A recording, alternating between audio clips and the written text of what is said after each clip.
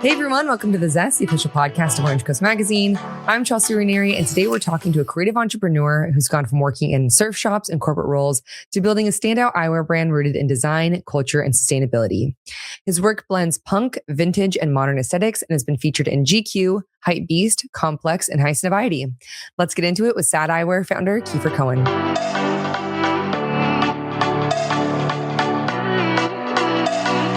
When this episode comes out, it'll be about July. So your spot at the lab will be open, which I am so excited to get to shop and share with listeners. And then for our listeners, in our June issue, we featured a pair of your sunglasses, so they can check that out too. But you and I got to meet a few months ago, and I had so much fun getting to talk with you and hearing about your life in Ojai and then also Orange County. And my husband's been obsessed with the pair of glasses that we got from you since then. So I've been so excited to get to talk with you officially. Yeah, well, I'm happy to be here. I was so glad that we got to meet in person before this. It just makes it a lot easier. Oh, totally, 100%. Okay, well, let's start at the beginning. So what were you like as a kid, and what did you want to be when you were growing up? Honestly, not sunglasses specifically, but this kind of industry is the only thing I've ever wanted to be involved in. I mean, other than music, which to me, they kind of somehow go hand in hand, just kind of the types of people involved and kind of the worlds that surround them. But yeah, I mean, other than wanting to be like a big rock star, I wanted to start a brand and have a business with friends. And that's exactly what we're doing. So I'm very grateful for that. Yeah. Okay. So you mentioned music. Not only do you have your own brand, you play guitar and you're a talented ceramicist. So when did art and creativity kind of start showing up for you, or what was that first outlet that you grasped onto? I definitely always was interested in kind of more artistic endeavors and the creative side of school. It wasn't necessarily the most, my family was very supportive of it, but it was very not their forte. And so I didn't grow up in a super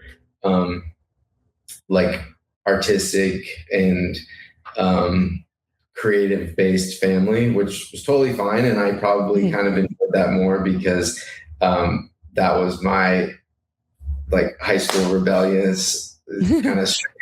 So just kind of being involved in the worlds that surround that.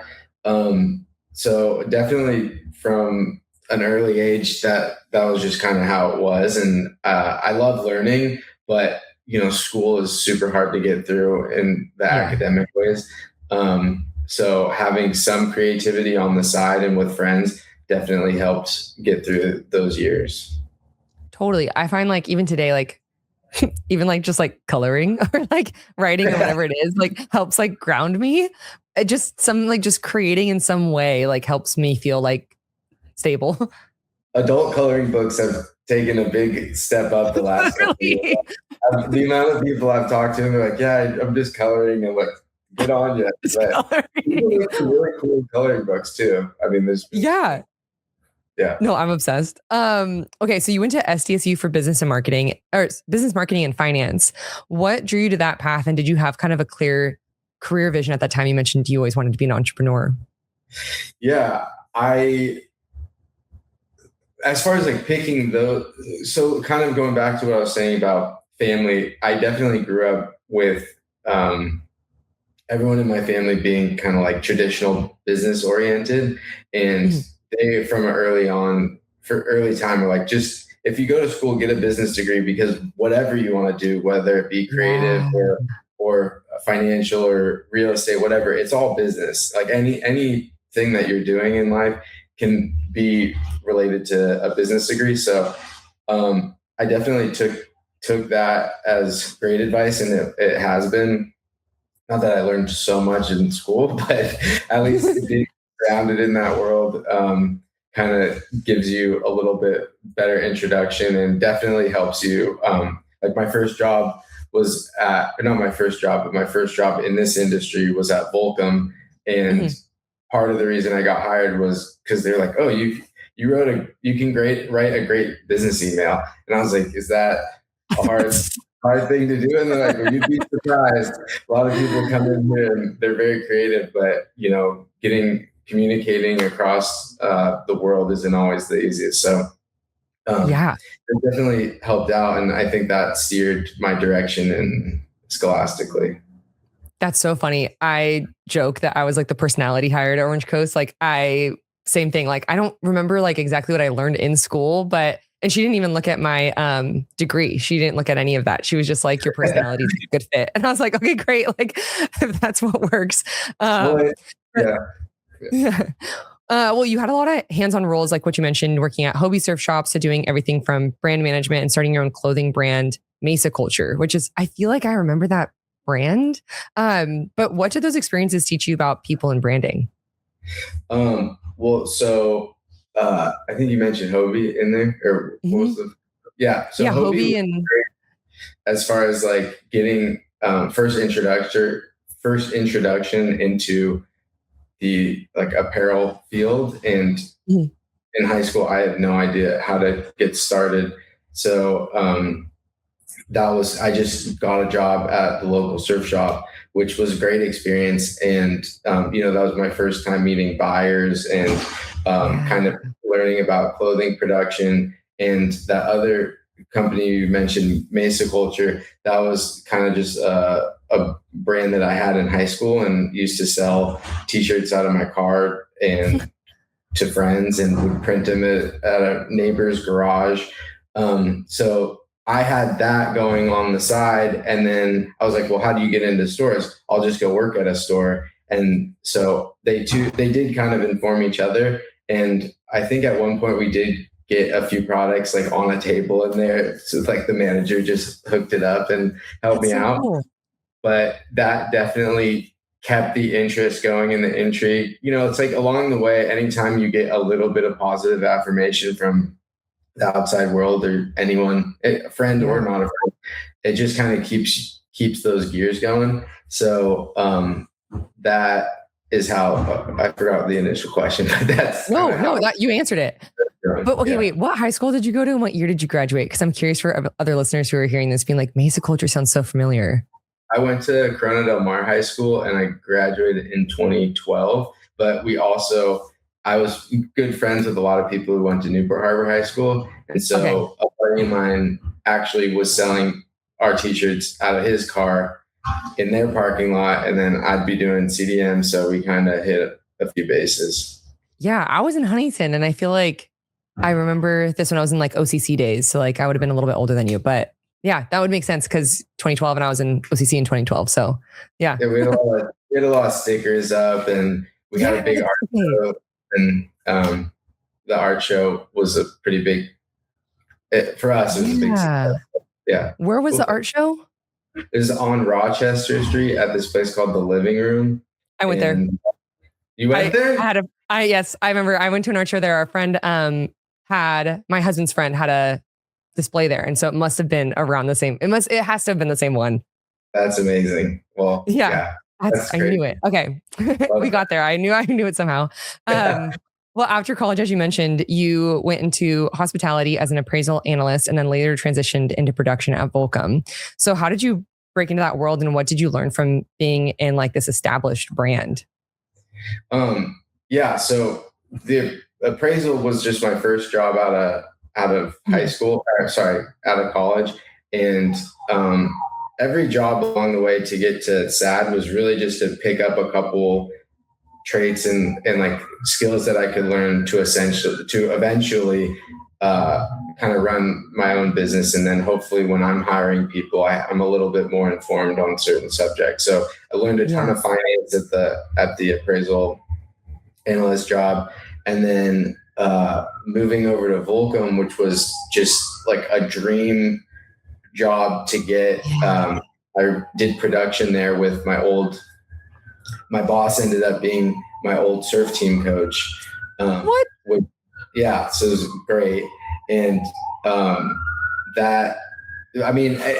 it sounds like a huge shoe-in, but everyone on the surf team all applied for the job. So I think there was like 12 people applying for the job and I somehow squeaked it out.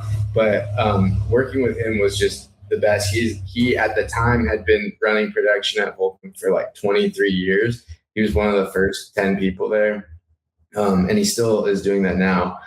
But I learned, I mean, I learned everything there. But I think I got that job because of, well, he went to SDSU, which was just like cool connection. Oh, yeah. And because I had made clothes in the past, I think he just saw that I actually had an interest in doing it rather than just like, I want to work at Volcom. I was like, I want to Right. do this specific job at Volcom. So doing that was, they sent me to China on a trip. I was like 24. There's just like all this cool life experience that they gave me. And I, eventually took everything I learned there in communicating with people overseas and in other countries. And that's what we use today. So oh my God, what a cool, yeah. Also, it's so nice that cause like as a fellow creative, like I only have like the creative mindset. It's really nice that you have that business mindset as well. Cause like finance, I just can't. So like, that's nice to have that balance. I'm not saying I'm great, but yeah. But understanding it at all is nice. Well, around the same time you started SAD Eyewear. So what sparked this idea and why eyewear specifically? So I think I actually started it just like almost the exact same time that I got hired at Volcom. And I remember I wrote down on my initial papers, like signing in papers, that I had been making eyewear. And I think I did that just so later down the road, if I don't know if you can get in trouble, but I didn't want them to think I was like taking manufacturers or anything like that. Right. Which I didn't end up helping me for eyewear specifically, but living in this like Costa Mesa, Newport area, a lot of people had brands, and it's very, all the big surf skate brands live or were located within like a mile and a half of each other. You got Volcom, Ruka, Quicksilver used to be over there. Hurley was down the street. Vans is up the way. It's like this is just very much the hub. And growing up, that was why I was like, this is the area to be doing this. But all the older kind of surf skate eyewear brands were kind of phasing out at this time. This is like 2018-ish. Mm-hmm. And there wasn't really a whole lot of independent eyewear at this time.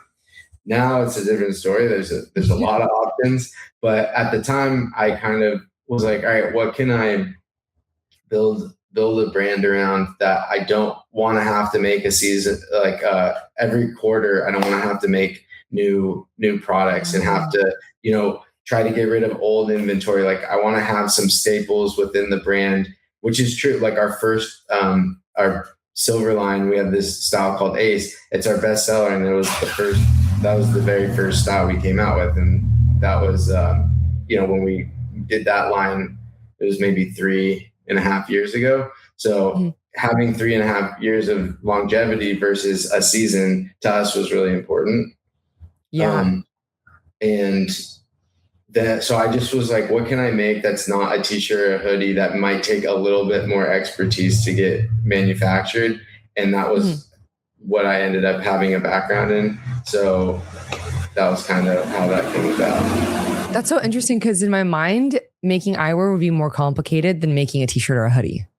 Well, that's what I'm saying. Like everyone here was making a t-shirt brand or a hoodie brand. I was trying to do something that I had the same thought as you. So I was like, it's a little bit more complicated, but I think I can figure it out. And eventually we figured it out. So, yeah. So SAD stands for Sight and Design Co. How did you land on that? And what does that represent to you? Well, initially SAD was just sad. And there's every single pop-up or event we worked at, everyone insisted that it be an acronym. So, we went through a bunch that we would just make up on the spot. And Sight and Design was one I think I used in an ad or something. And it just stuck and everyone really gravitated to it, including me.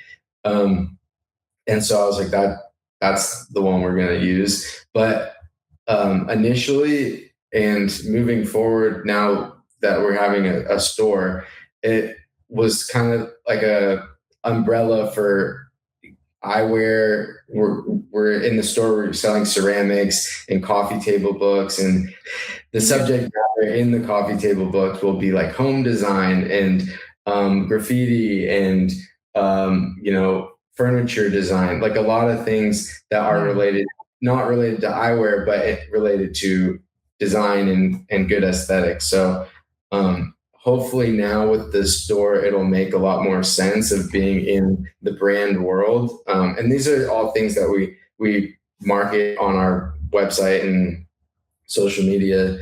But it just kind of is a good yin and yang between, design, eyewear, how they fit together, how they're different. And to me, it's all just interest of myself and people who I work with. So it kind of goes. That makes so much sense. And I'm so excited for the store even more than I was before. That's so nice. You're going to have is it ceramics that you make too? I'm definitely going to have a few pieces, but I'm not cranking them out like a full job would. But I'll definitely have some pieces. And I live up in Ojai a lot of the time, and the ceramics are huge up there. So I've enlisted some great potters from my studio, and I'm now wholesaling from them to then put in the store. And they're so excited to be in a retailer, and I'm so excited to get to work with them. So it's very mutually beneficial. I love it. Oh my God, that's so cool. Bringing down anything from Ojai. I'm like, please bring their wine down too. But your designs blend punk, vintage, and modern aesthetics. So where do you pull inspiration from creatively? I think a lot of it is kind of what I mentioned before, just growing up in this area. Those were so much of the beach culture and skate culture. And so it's really just from friends and the surroundings. And, I mentioned coffee table books selling at the store. Those are things I'm really interested in. Well, so at home, I have a ton of books that I reference and look at. And through SAD, I've gotten to spend a lot of time in Japan. And every time I go there, I'm just so inundated with so much visual stimulation. It's amazing. So the culture over there influences a lot of what we do. And it's been great having a relationship with Japan. I love it. I went last year, and in Ginza, they had this big mall. And then at the very top of the mall, I think there was a bookstore, and all of my coffee table books right now are from that bookstore. So I have 3 Japanese coffee table books, but amazing. You're right. Their coffee table books are something else. Yeah, it's so great. And I just feel so lucky to have gotten to go there a few times. Jealous. Yeah. Okay. So you've collaborated with artists and creatives like tattooists. I hope that's the correct term, and pro skaters. How do you choose who to work with, and what makes what makes a collaboration feel right? With those ones, a lot of stuff just happened super organically. So our first skate collab, our second store ever was this amazing skate shop in Huntington called Joker's Skateboards. Oh yeah. And so Joker's was our second shop, and they just have a great reputation. And so this woman, Nicole House, was going in, and somehow she gravitated towards our sunglasses, and I don't know how she ended up with them, but next thing I know, she went pro, and in all her going pro event, she's wearing SADs, and I'm like, this is crazy, because I know who she was, and I just didn't realize that she had any. And then we started a conversation on Instagram, and she was interested, and I was like, yeah, let's do it. So we ended up making those first pro model sunglasses, which was super cool. And then we flew out to Minnesota, where she's from, and had a event out there with her local skate shop. So yeah, just super naturally. And then all the tattoo artists, my friends, are very spend a lot of time in the tattoo shops. So we've become really good friends with a lot of the people that we ended up working with. And yeah, now we're having some art from Nathan Coseco in our store, which I think we're going to start having like a bunch of oil paintings on the walls that just to Ooh. kind of give it a cool vibe, but also will be available for sale. So he's kind of kicking that off. So we maintain everyone that we've done work with, we kind of maintain a long-term relationship with. We did a pair with a festival in Austin, Texas, Levitation Festival 2 years ago, and we're doing it again this year. So we try to just, it's not just about like, hey, how can we find new people and expand our reach? It's like we're trying to build this community of people that we kind of have each other's backs and can refer to each other in the future. So it's been really nice to do. So cool. I'm excited to see those oil paintings. Okay, so sustainability is also a really big part of SAD Eyewear, from plant-based acetate to recycled materials. So why was it important for you to build that in from the start? I think just from creating products is always kind of a tough spot to be. It's something I've always wanted to do, but at the same time, there's so much product in the world.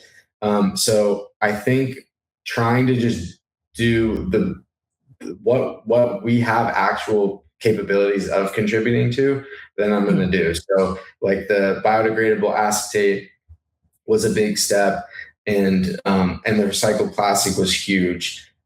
So doing that, I think just kind of, they both just lower our footprint overall. And I would hate to sit here and try to greenwash it and say that we're like the most sustainable eyewear brand, because at the end of the day, we are creating new product. But the constraints are difficult to navigate. And I think I'm just doing our very best to do what we can with what we have at this point. And hopefully down the road, when we're, at another level, we can contribute more and contribute more to like green causes and reduce our footprint even further. We're just trying to add it in as we go. I love that. And I think you're already doing like such an amazing job with it. But okay, so at what point did you start, or did you decide to quit your corporate role and focus on SAD full time? Because I feel like there might be listeners who are in a similar position where they're just not sure when the right time to make that transition is. I, at one point while doing this, had like seven simultaneous like side jobs with one full-time job. And over the course of like 4 years, just started to chip away and reduce them. And one of the best days of my life was having one job to look after. Yeah. And also, I think that's really important, because I'm so grateful every day that I'm working on this. And it's just such like I said at the beginning, like I really am living out what I've wanted to do for as long as I can remember. So the day I quit personally was the day that we made exactly what I made at my other job, and I quit. So, which wasn't the smartest, because then I lost that income. But as long as I got to a spot where I knew that I was going to be okay and could take the risk, I didn't just jump in head first like some people do and try to figure it out. I had obligations and things that I needed to look after. So I definitely went about it in a more conservative way, but I've never been really afraid of, we've never really been like about to be out of business, just because I am a little bit more cautious. So that might have hindered some growth that we could have gotten if we wanted to hit it hard and fast. But that's not what it is, what it's about for me. I'm trying to go for longevity and sustain this lifestyle. So that's the way I did it. And I hope that's helpful to someone, but I definitely took the time. We've been doing this for a little over 7 years, and I've been full-time for 3.5. So wow. Congratulations on that. 3.5. That's so nice. 7 jobs is crazy. That was not sustainable. No. But yeah. Yeah. Well, is there anything you would like for listeners to keep an eye out for in 2026 in addition to the lab opening? We're gonna have some great collaborations coming out towards the end of the year. We're also starting an athletic line, which we're really excited about because me and my coworkers are really got this running bug, and so we're, like I said, everything is related to kind of how we grew up and things that we're interested in. So, and in spirit of the SAD brand is kind of all DIY based in individual pursuits. And so running and biking fits right in there. So we're really excited to release that. And those are the big things. Just, yeah, check us out online and on social. I think we try to keep it interesting for sure. Yeah, definitely. Okay, well, we're coming to the end of our time, but before I let you go, I have 3 final questions for you that we call the Thoughtful 3. So, first, when have you felt the most challenged in your career and how did you push through? That's kind of a big question. I think just there's some growing pains when you're trying to go from a small brand when you're able to do everything yourself to that next level, and you know, trying to make sure that who you're hiring is on board with kind of the goals of the company and have it be like a good match, but also be able to, you know, going back to that financial portion, like, are we able to have a new person right now?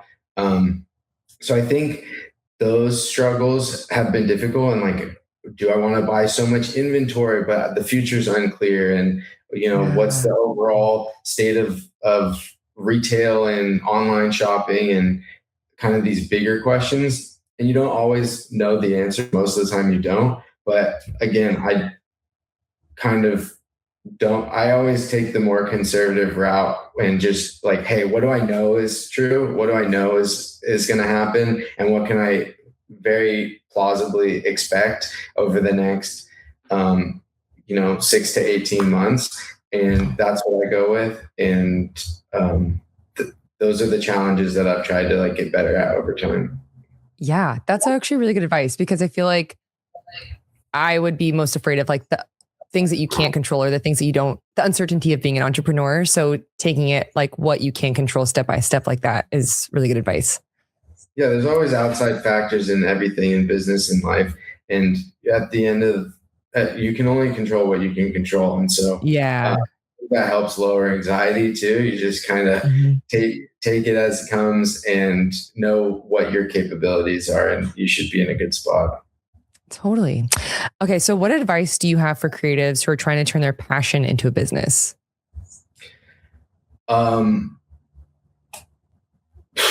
First, I don't necessarily know everyone should do that. I think there is a lot of value in having something that is just creative and keeps it, you know, you mentioned that I do ceramics. Like I'm happy to sell a few at our store, but I'm not trying to make that my business. And I love that. I love that I have that. That's one portion, but otherwise I think just if you really make what you think that there is a fit for someone out there, our sunglasses brand, we definitely don't try to cater to everyone. We try to cater to kind of people who have similar interests, and that has seemingly grown over time. And they find you.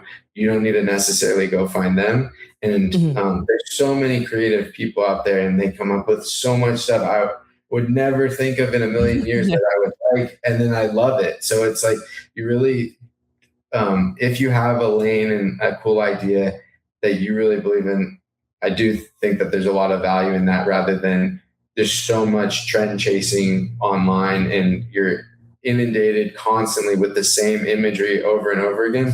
So if you have a unique approach, then you know you'll find a way to get out there. Amazing. And then last, if you could go back and give your younger self a piece of advice when you were first starting out at SAD, what would it be? Probably a lot.